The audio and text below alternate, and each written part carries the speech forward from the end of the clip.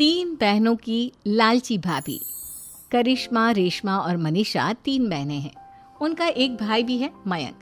मयंक अपनी बहनों को बहुत प्यार करता है, लेकिन मयंक की पत्नी सविता इस मामले में मयंक से बिल्कुल ही अलग है।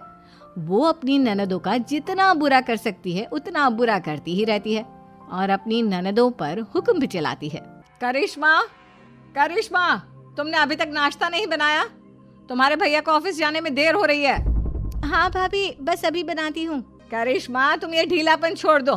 कल को पराए घर जाना है। वहाँ अगर तुम इस तरह से काम करोगी तो लोग क्या कहेंगे कि माँ ने और भाभी ने कुछ सिखाया नहीं। और तुम्हारी दोनों बहनें कहाँ हैं? अब रेशमा मार्केट गई है और मनीषा सो रही है। क्या? सुबह के 8 बज रहे हैं और ये महारानी अभी भी सो रही है? ये कहते हुए सविता अपनी सास दुर्गा देवी के पास जाती है। माँ जी, देख रही हो अपनी बेटियों के तौर तरीके? क्या हुआ बहू, सुबह सुबह क्या कर दिया मेरी बेटियों ने? अरे एक तो अभी अभी उठकर किचन में गई है, दूसरी सुबह सुबह बाहर चली गई और तीसरी अभी तक सो रही है। क्या करूं मैं इन तीनों का, मैं तो परेशान हो गई हूँ। जा जाकर उठा उसे और रेशमा से मैं बात करती हूँ। सविता सीधा मनीषा के कमरे में जाती है और उससे कहती है, महारानी जल्दी उठो, सूरज सर पर आ गया है। भाभी थोड़ी देर और सोने दो ना, मैं रात को लेट सोई थी। वो क्या ना, यूनिट टेस्ट चल रहे हैं। शराफत से उठती है या नहीं, या फिर पानी की भरी बाल्टी डालूं तेरे ऊपर? नहीं भाभी, मुझे बिस्तर में नहीं नहाना, उठती हूँ मैं। मनीषा जल्दी से उठकर बाथरूम में चली जाती है। सभी आराम से बैठकर नाश्ता कर रहे होते कि तभी रेशमा बाजार से हाथ में सामान लिए आ जाती है। रेशमा को देखते ही सविता उस पर बरस पड़ती है। लो, आ गई महारानी। ऐसा भी क्या सामान लाना था जो सुबह आंख मलते ही बाजार की तरफ रवाना हो गई? भाभी, कल आप ही तो चीख रही थी कि घर का सारा सामान मुझे ही लाना पड़ता है, घर में किसी को भी किसी काम से कोई लेना देना नहीं है। अब मैं बाजार जाकर सामान ले आई तो आपको इस बात से भी तकलीफ हो रही है?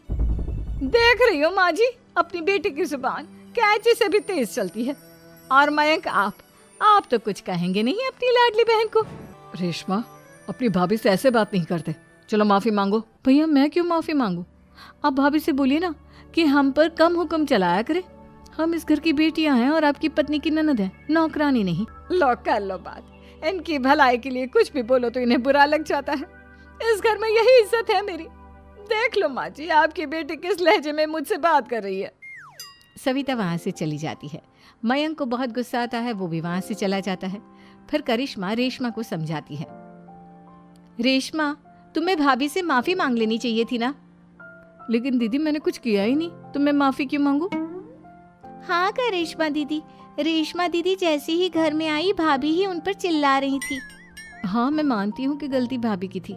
मैं तो इसलिए बोल रही हूँ कि भाभी ने माँ को तो पूरी तरह अपने वश में कर लिया है। वो हमारी बात सुनती ही नहीं। मयंक भैया हमारे लिए हमेशा खड़े रहते हैं, इसलिए उनकी बात का मान तो तुम्हें रखना चाहिए था ना। कोई फायदा नहीं दीदी, कुछ दिनों की बात और है, भाभी उन्हें भी हमारे खिलाफ भड़का देंगी। फिर वो भी माँ की तरह हमारी किसी बात का विश्वास नहीं करेंगे। इसी तरह सविता अपनी तीनों ननदों को किसी न किसी बात पर परेशान करती रहती थी। एक दिन मयंक अपनी तीनों बहनों के लिए गिफ्ट लाया। करिश्मा, ये तुम्हारे लिए हार का सेट। रेशमा, तुम्हारे लिए सुंदर सी ड्रेस। और मनीषा, तुम्हें किताबें पसंद है ना, तुम्हारे लिए किताबें लाया हूँ। थैंक यू भैया। थैंक यू भैया।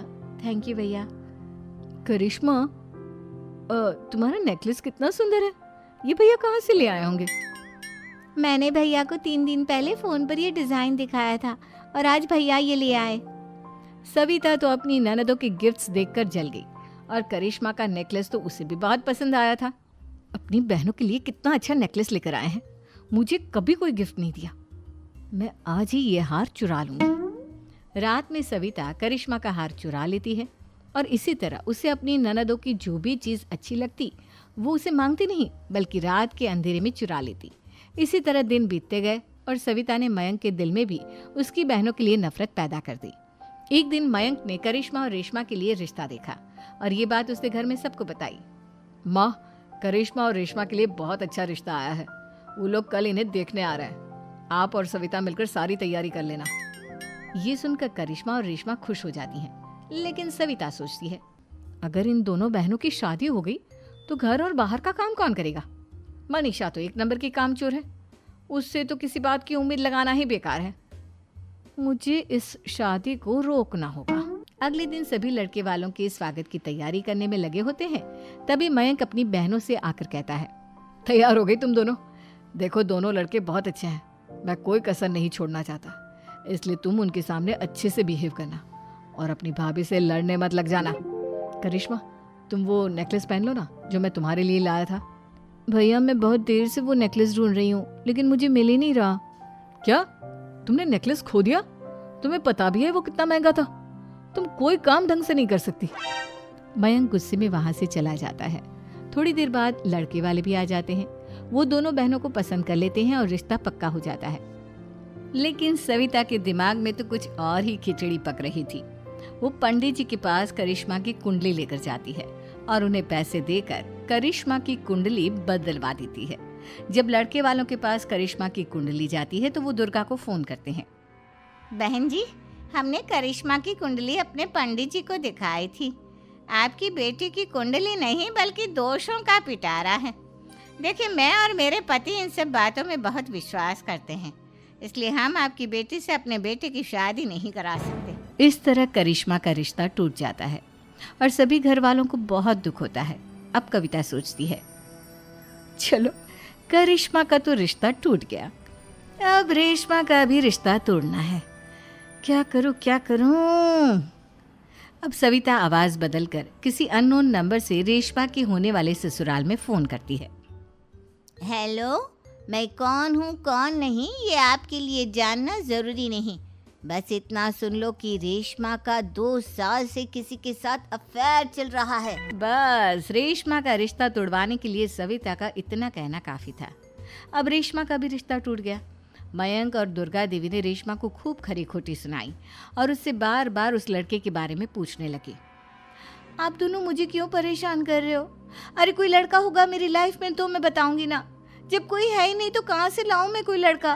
तो तेरे होने वाले ससुराल वालों को फोन किसने किया था?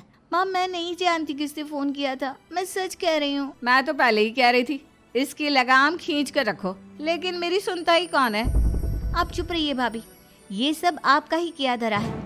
अब तीनों बहनों को विश्वास हो जाता है कि ये सब उनकी भाभी ही कर रही है। तीनों बहनें अपनी भाभी को सबक सिखाने के लिए एक वकील कर लेती है और घर में हिस्सा मांगना। देखो भैया, माँ बाप की जायदाद में जितना बेटों का हक होता है उतना ही बेटियों का, इसलिए इस घर के 4 हिस्से होंगे और हमें अपना हिस्सा चाहिए।